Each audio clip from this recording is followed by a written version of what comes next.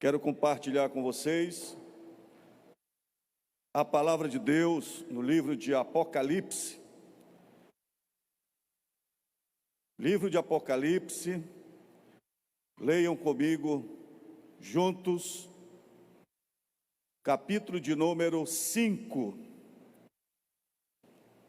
Apocalipse, capítulo de número 5,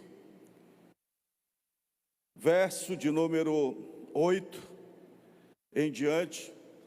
Diz assim a palavra do Senhor: e quando ele pegou o livro, os 4 seres viventes e os 24 anciãos se prostraram diante do Cordeiro, tendo cada um deles uma harpa e taças de ouro cheias de incenso, que são as orações dos santos, e cantavam um cântico dizendo: digno és de pegar o livro e de quebrar os selos, porque foste morto, e com teu sangue compraste para Deus os que procedem de toda tribo, língua, povo e nação, e para nosso Deus os constituístes reino e sacerdotes, e eles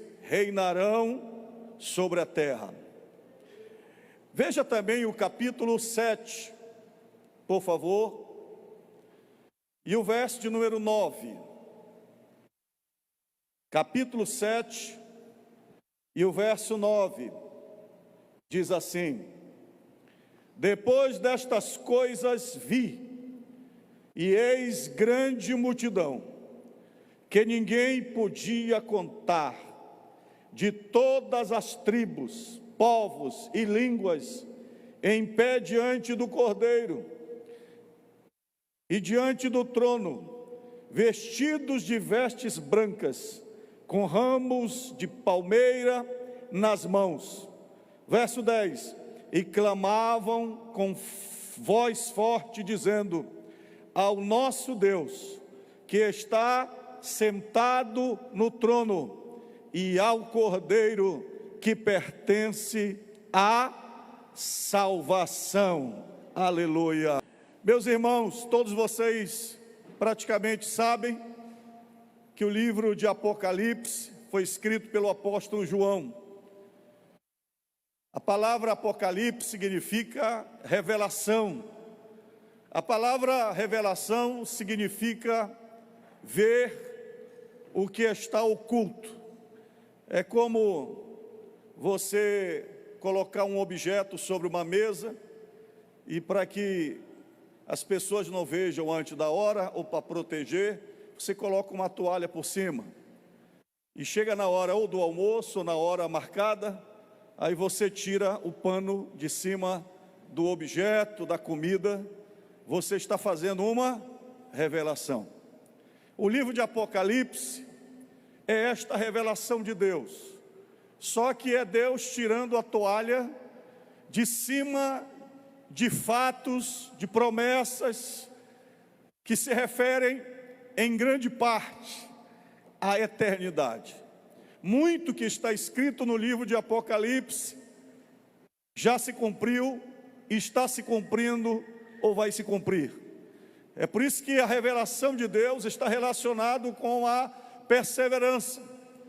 E uma das ordens de Jesus para todos nós é: aquele que perseverar até o fim será salvo. Tão importante quanto o começo é a chegada. Você tem que chegar nos braços de Deus, nos braços do Pai. E quando nós falamos em chegada, no destino, no propósito, a gente olha para Apocalipse, porque o apóstolo João, num dos momentos mais difíceis da sua vida, quando estava exilado na ilha de Patmos, condenado, possivelmente pelo imperador Domiciano, imperador romano, cruel, que perseguia os cristãos, e para combater o cristianismo que estava se espalhando pelo Império Romano, ele começou a aprender a liderança. Possivelmente, nesse período, o apóstolo João já era o último apóstolo vivo, com os seus 90 e poucos anos, alguns chegam a dizer próximo de 100 anos. Possivelmente seu corpo já estivesse todo marcado por cicatrizes, porque uma das condenações às quais ele sofreu foi ser mergulhado em azeite quente. Por um milagre de Deus, isso é narrado na história da igreja, por um milagre de Deus ele foi poupado. Deus não o matou, não permitiu que ele morresse. E ele certamente era um homem muito desfigurado. Imagine você ser mergulhado em azeite quente. E o apóstolo foi condenado ao exílio. E a ilha de Patmos era aquele local onde era jogado os considerados dejetos para Roma. Eram jogados lá até morrer. Era o destino final dos odiados por Roma. E é nesse contexto que João está, no meio de provações físicas, talvez comendo muito mal, sem amigos, longe da igreja, daqueles que o conheciam, um homem idoso, que tinha tudo para morrer, angustiado, infeliz, mas é neste momento que João recebe a revelação do livro de Apocalipse. Ele vai ao céu. Irmãos, que privilégio ir no céu, contemplar o céu, de ver o trono de Deus. E como ele mesmo descreve, não dá para a gente falar aqui, mas leia o livro de Apocalipse, ele é arrebatado nos sentidos, e ele é levado aos céus, e ele vê o mar de vidro, vê a árvore da vida, vê a cidade maravilhosa, eterna, vê o trono de Deus, vê o Cordeiro de Deus, vê os anjos, os querubins, e ele tem o privilégio de receber a revelação de coisas, como eu disse no início, que se cumpriram, que já estão acontecendo nos nossos dias, que vão acontecer, como o arrebatamento da igreja, como a grande tribulação, como o tribunal de Cristo, como o milênio, como o julgamento das nações, como a guerra do Gog e Magog, o levante de Satanás contra o reino de Deus, e depois o juízo final, e depois a volta triunfante, e o reinado de Deus na terra, a purificação da terra. Claro que cada coisa que eu falei para vocês aqui é um livro para tentar explicar. A Bíblia é um livro da eternidade. E Deus, através de João, conta isso para nós, para dizer para nós que o nosso futuro já está pronto, que a ansiedade não deve dominar o nosso coração, que a nossa vida não deve estar fixada nas coisas materiais. Lendo recentemente um artigo de um pastor, onde ele diz o seguinte, que cada vez mais os crentes estão com mais foco na terra do que no céu, porque a partir do momento em que esse mundo globalizado promete para a gente uma terra mais bonita, adoçada com prazeres humanos, e parece que a gente depende menos de Deus, e que nós temos planos de saúde, hospitais, melhoramos um pouco de vida, temos computadores, temos faculdades, temos universidades, e principalmente aqueles que saem de uma vida de sufoco para viver uma vida melhor.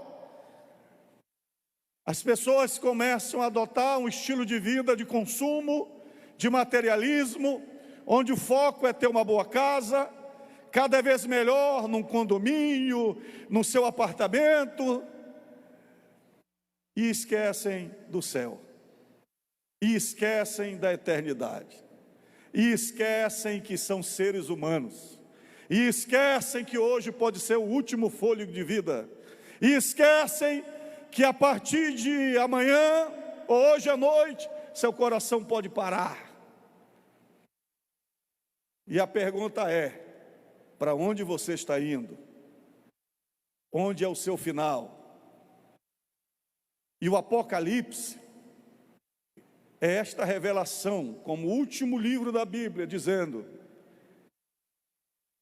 tenha certeza do seu destino final. E o texto específico que eu li, no capítulo 5, fala da revelação que João teve no céu, e ele vê o trono de Deus, e ele vê a aflição diante do trono de Deus, porque ele vê um livro do julgamento de Deus, que está no verso 1, capítulo 5, que diz: vi na mão direita daquele que estava sentado no trono, um livro em forma de rolo, escrito por dentro e por fora, e selado com 7 selos. E alguém perguntava: quem é digno de quebrar os selos e abrir o livro? E houve um silêncio no céu, porque ninguém tinha capacidade, poder, autoridade para olhar o livro, para abrir o livro. Mas aí aparece alguém, e na revelação que João teve, no verso de número 6, aparece o Cordeiro de Deus, Jesus Cristo, aqui mostrado como um Cordeiro perfeito.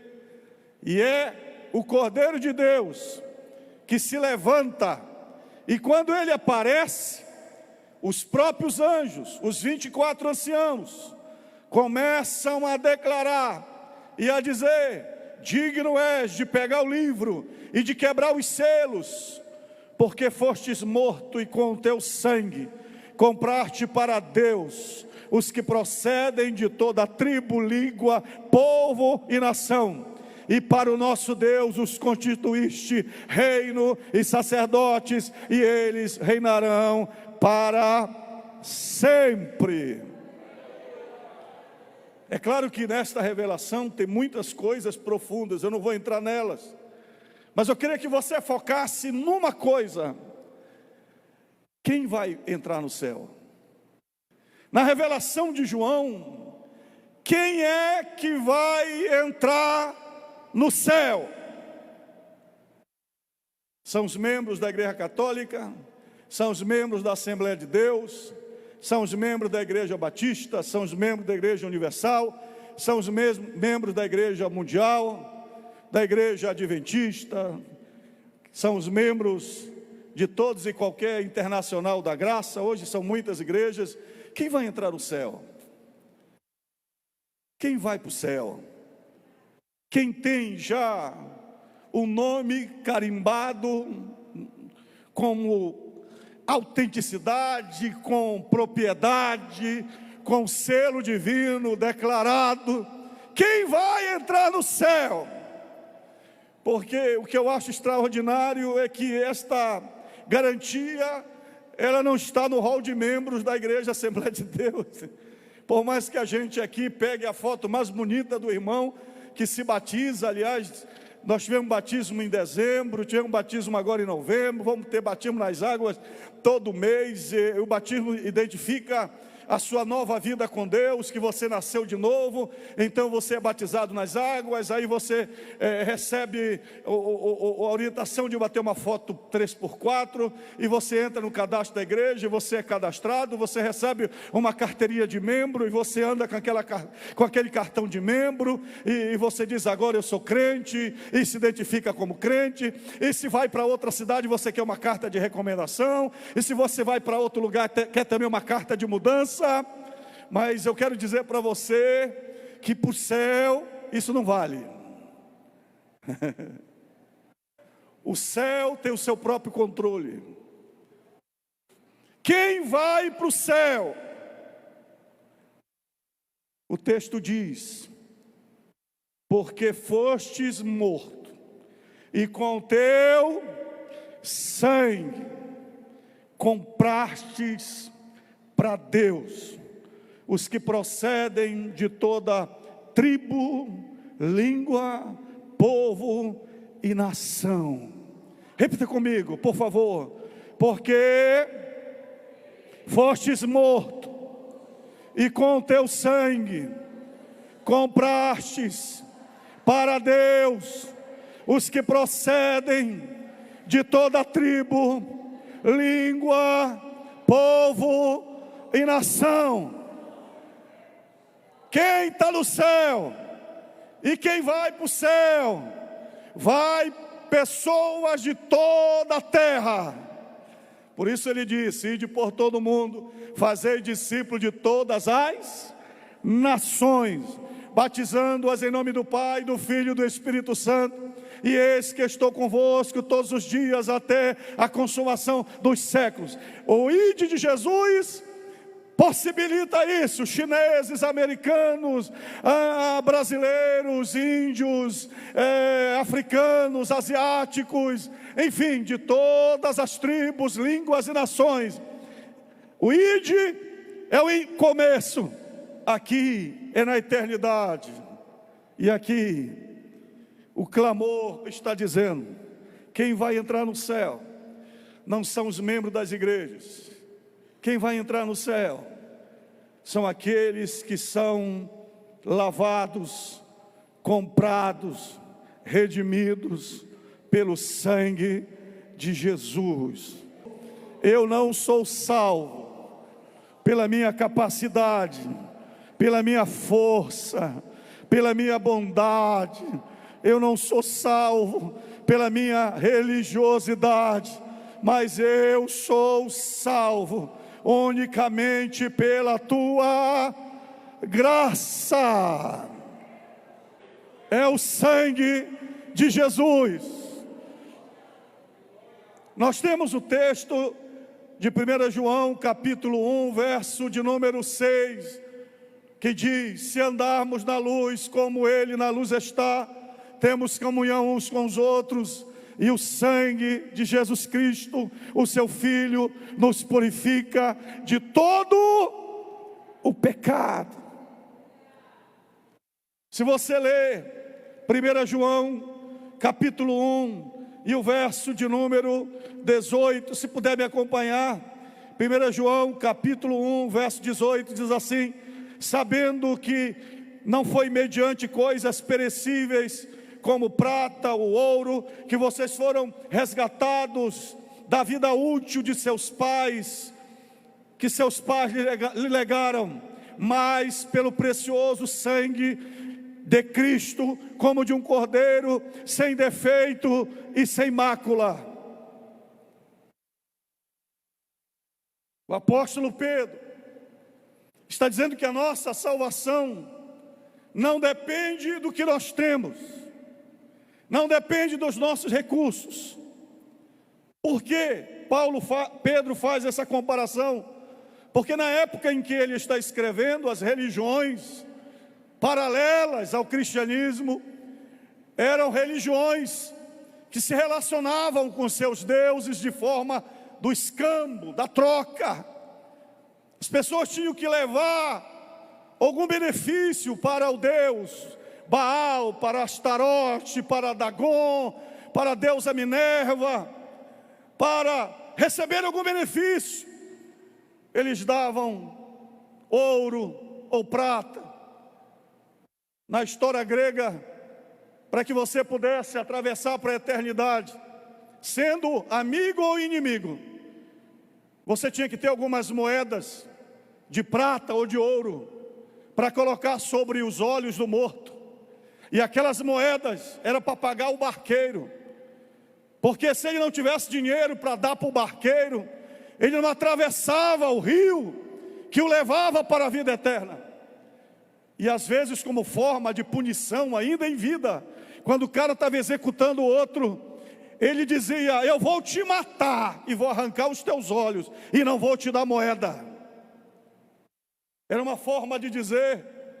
Pedro está dizendo que a salvação de Deus não depende de nada que nós temos, não depende da nossa raça, não depende da nossa cultura, não depende da nossa intelectualidade, não depende das minhas posses. Pedro está dizendo que não depende nem do que você recebeu como herança do seu pai, porque tudo que nós recebemos dos nossos pais representa pecado. Por isso que Davi disse no Salmo 51, eu nasci em pecado e em pecado me concebeu a minha mãe, porque todos nós nascemos em pecado. Eu estava olhando aqui essa criancinha que foi apresentada, lindinha, maravilhosa, bonitinha, cheirosa. E eu estava vendo a mãe voar no cangote do André, porque ela estava mais preocupada com a criança, né? Olhando para o André.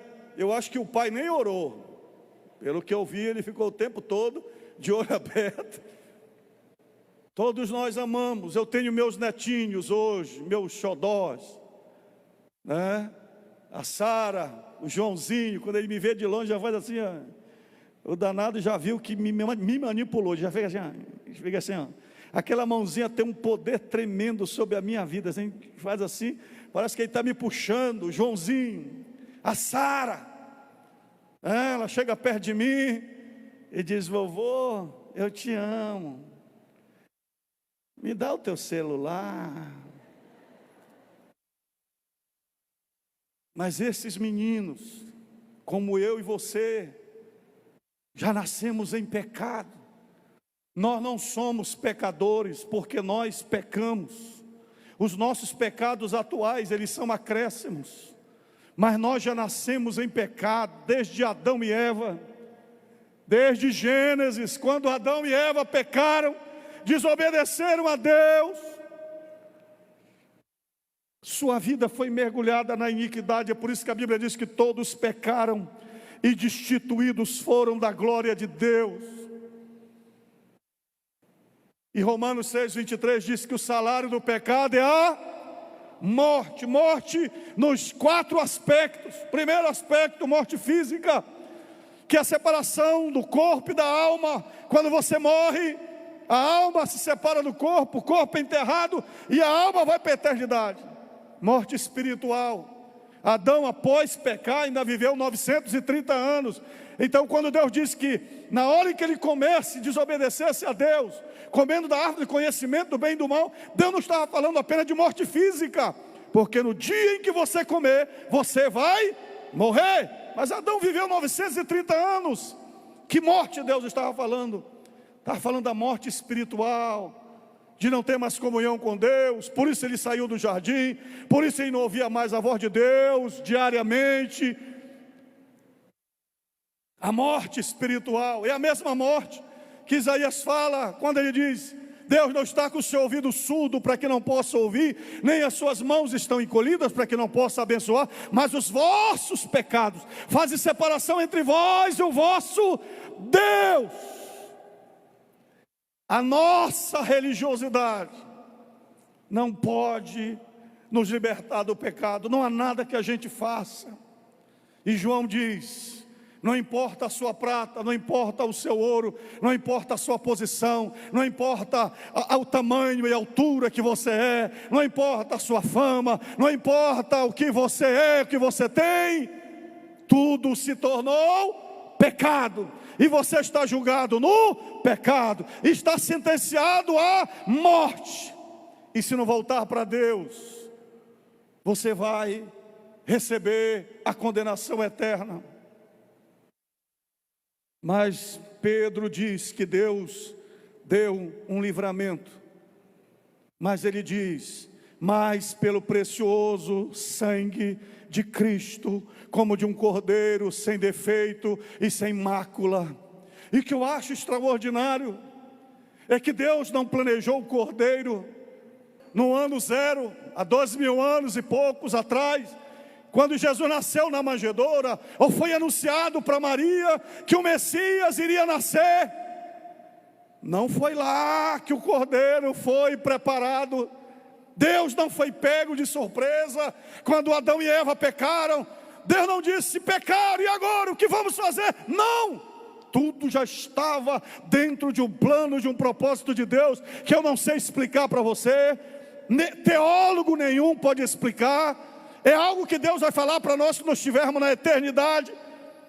Mas eu vou dizer para você que antes do homem ser criado, antes da terra ser criada, antes de o primeiro Adão primeiro homem, dá o primeiro fôlego, está aqui nesse texto que eu estou lendo. Olha o que diz o verso 19: mas pelo precioso sangue de Cristo, como de um cordeiro, sem defeito e sem mácula, ele foi conhecido antes da fundação do mundo, mas foi manifesto nesses últimos tempos em favor de vocês. Antes da fundação do mundo, o cordeiro já estava pronto. O Pai, o Filho, o Espírito Santo já tinham preparado um plano de redenção. Sabendo que nós íamos pecar, Deus já tinha feito um plano de resgate, de salvação, através da pessoa de Jesus. E o verso 21 diz: por meio dele, vocês creem em Deus, o qual o ressuscitou dentre os mortos e lhe deu glória, para que a fé e a esperança de vocês estejam em Deus. Quero que você leia o capítulo 2 de Efésios e o verso de número 9.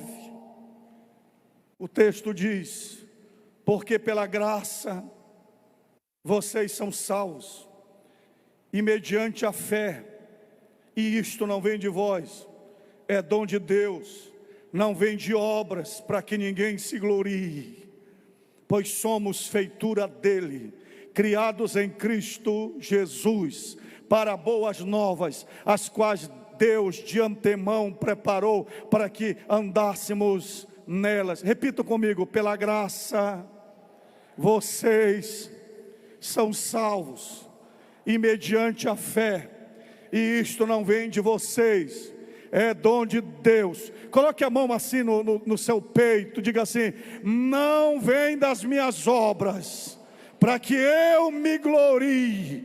Agora diga assim: pois eu sou feitura dele, criado em Cristo Jesus. Levante a sua mão e diga assim: não importa o lixo que eu era, o que importa é que Jesus pegou este lixo e transformou numa nova criatura, numa nova criatura, numa nova criatura. Mas por quê? Quem é que dá esse direito de você dizer que apesar de todas as suas falhas, erros e defeitos, como é que você tem essa audácia de dizer que agora é salvo? E às vezes alguém diz assim: eu conheço a tua vida, eu sei o que você fez. Tem gente revoltada quando sabe que alguém disse que mudou de vida, que começou uma nova etapa, porque os adeptos da sociologia histórica ou que o homem é um produto do meio, diz que nós não podemos mudar, não podemos ser transformados, nós somos uma carga torta para ser largada fora, é uma árvore que nasceu torta e vai morrer torta.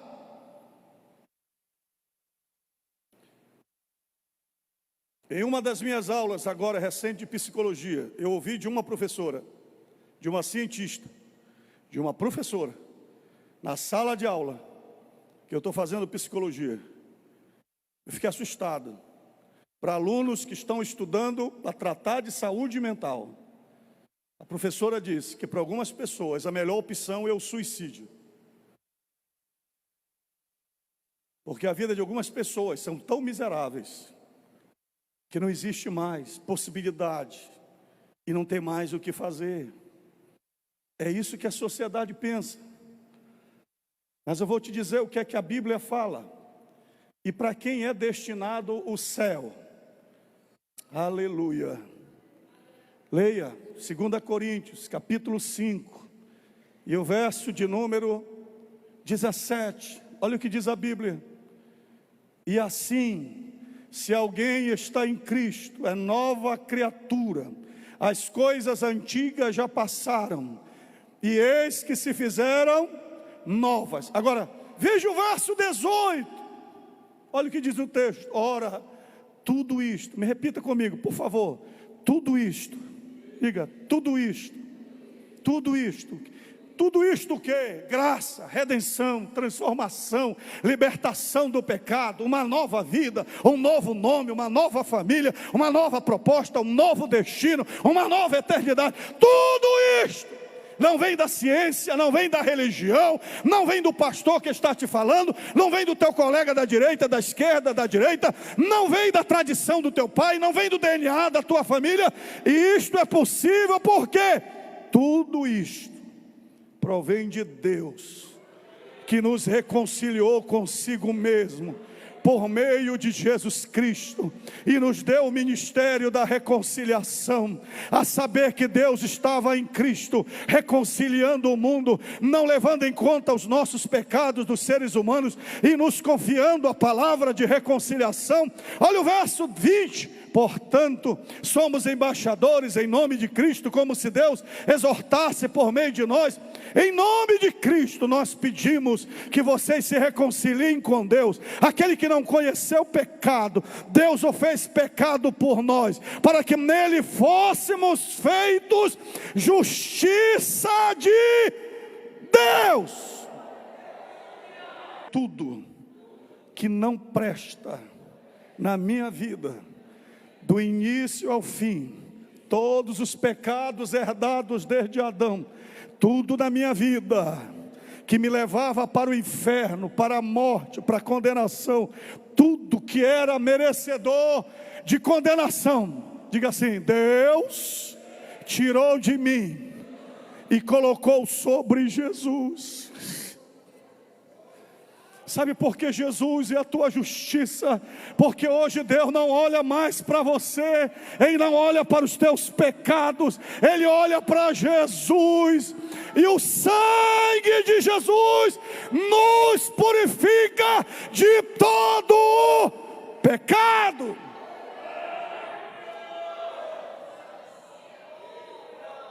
Porque que no céu, quando os anjos perguntaram: quem é digno de abrir o livro e desatar os selos? E houve um silêncio no céu, porque ninguém podia.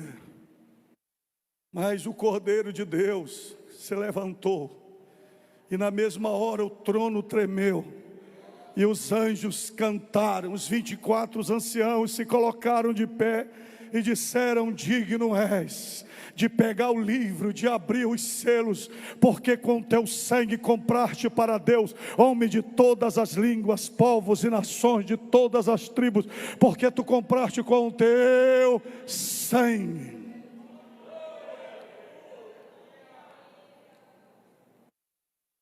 Para você entender melhor o que eu estou falando, leia Isaías, capítulo 53.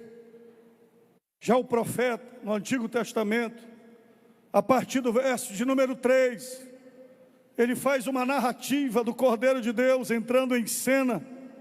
Isaías vê Jesus 700 anos antes dele nascer.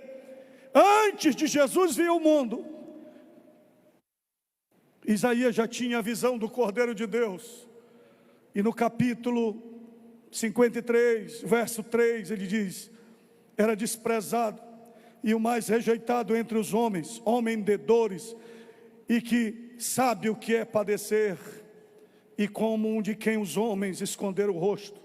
Era desprezado, e dele não fizemos caso. Verso 4, certamente ele tomou sobre si as nossas enfermidades, e as nossas dores levou sobre si, e nós o considerávamos como aflito, ferido de Deus e oprimido, mas ele foi transpassado por nossa causa, por causa das nossas transgressões, esmagado por causa das nossas iniquidades. O castigo que nos traz a paz estava sobre ele, e pelas suas pisaduras fomos sarados. Para mim, uma das cenas mais maravilhosas é o Jordão. João, o precursor do Cristo, está batizando no Rio Jordão. E Deus deu um sinal para ele: aquele a quem você vir descer sobre ele o Espírito Santo, na forma corpórea de uma pombinha, e descer sobre ele, esse é o Salvador. E João está ali batizando, e de repente ele vê Jesus. Toda a expectativa, desde Adão até João, que foi o último profeta antes da inauguração do período da graça. E no verso 29, João aponta, e a primeira coisa que ele diz, ele não diz: aí vem o rei, aí vem o Messias, aí vem o profeta. Não, ele aponta e diz: eis o Cordeiro de Deus, que tira o pecado do mundo.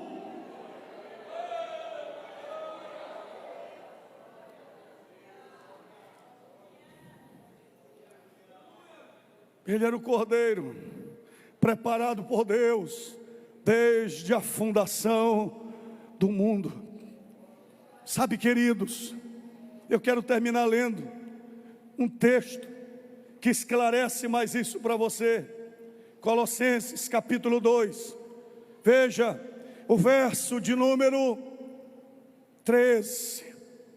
Diz assim: e quando vocês estavam mortos nos seus pecados e na incircuncisão da carne, ele lhes deu vida juntamente com Cristo, perdoando todos os nossos pecados.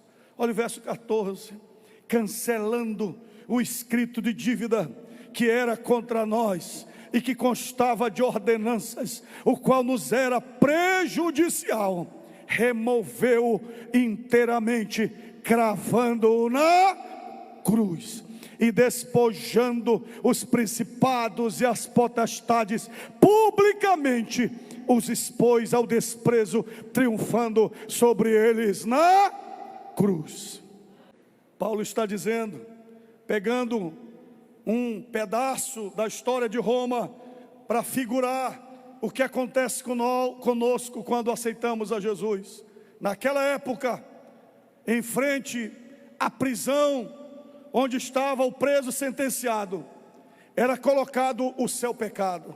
Se era homicídio, se era latrocínio, se era furto, se era homicídio, ele era estampado num pergaminho e colocado na cela. E quando aquele preso cumpria a sua pena, ou por alguma razão o imperador dava o perdão para ele, então vinha o encarregado e era colocado em uma tinta vermelha no pergaminho, e era colocado que ele estava cancelado. Eu quero declarar para você que na cruz, Jesus, antes de você nascer, ele já cancelou todos os nossos pecados. Hoje, aqui em Marituba, 2023, hoje, dia 5 de março, Jesus estava olhando para o futuro e dizendo: eu estou aqui levando o pecado da Eunice, do Enaldo, do Laurimar, do André. Eu, em cada chicotada, em cada gota de sangue, eu declaro que eles são meus. Satanás não tem poder sobre a vida deles, eles pertencem a mim, porque agora eles pertencem a mim, e eu quero aguardá-los no céu. Eu estou comprando cada um deles com o meu sangue. Eles vão viver por um período na terra, mas o destino deles é o céu. Aí você diz: pastor, onde é que o senhor está baseando essa sua palavra?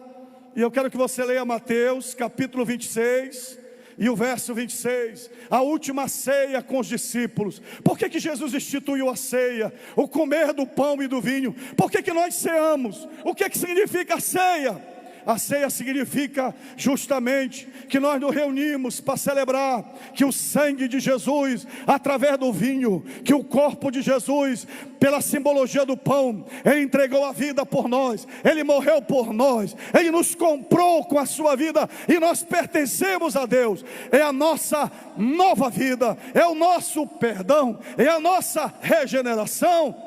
Mas a ceia também significa muito mais. A ceia significa a nossa lembrança de que a nossa caminhada não é morar num condomínio fechado de luxo, que o nosso sonho não deve ser simplesmente ter uma boa aposentadoria, que o nosso maior sonho, Jesus não te chamou para você ganhar simplesmente um título de doutor, Jesus não te chamou para você ter uma BMW, o carro do ano. Se você coloca como sonho e coloca isso através do sangue de Cristo, isso é muito pobre, isso é muito mesquinho. Deus não te salvou para dar uma casa nova para você. Você pode comprar essa casa nova sem Jesus. Jesus não te salvou para você ter um carro novo. O carro novo você pode ter até sem Deus. Mas só há uma coisa que você pode ter somente através do sangue de Jesus: o céu. Diga: Jesus, se quiser me dar uma casinha, eu quero. Um emprego bom, eu quero. Um carro, eu quero. Diz: Senhor, cuida de mim, me dá um marido bom, me dá uma esposa boa, me dá filhos maravilhosos. Mas diga assim: Jesus, o meu foco e o meu destino não é isso. Diga assim: o meu destino é o céu. Eu quero chegar no céu. O meu propósito é o céu. Olha o que Jesus diz na última ceia. Enquanto comiam, Jesus pegou o pão. Mateus 26, 26. Enquanto comiam, Jesus pegou um pão e, abençoando-o, o partiu e deu aos discípulos, dizendo: tomem, comam, isto é meu corpo. A seguir, Jesus pegou um cálice e, tendo dado graças, o deu aos seus discípulos, dizendo: bebam todos dele, porque isto é meu corpo, isto é meu sangue, o sangue da aliança, derramado em favor de muitos para a remissão de pecados.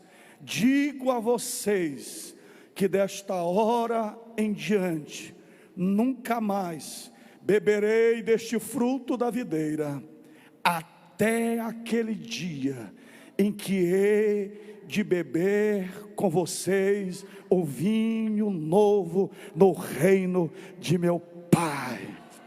Quem vai beber o vinho novo no reino do meu Pai? Levante a mão. Quem é membro da Assembleia de Deus? Quem é que vai beber o vinho novo no reino do Pai? É quem é membro da Igreja Batista? Quem é que vai beber o vinho novo no reino de Deus? É católico? Quem é? Quem é que vai entrar no céu? No capítulo 5, são os anjos que declaram: porque fostes morto, digno és. No capítulo 5, verso 9: digno és de pegar o livro e de quebrar os selos, porque fostes morto e com teu sangue compraste para Deus os que procedem de toda a tribo, língua, povo e nação, e para o nosso Deus os constituístes reino e sacerdotes, e eles reinarão sobre a terra.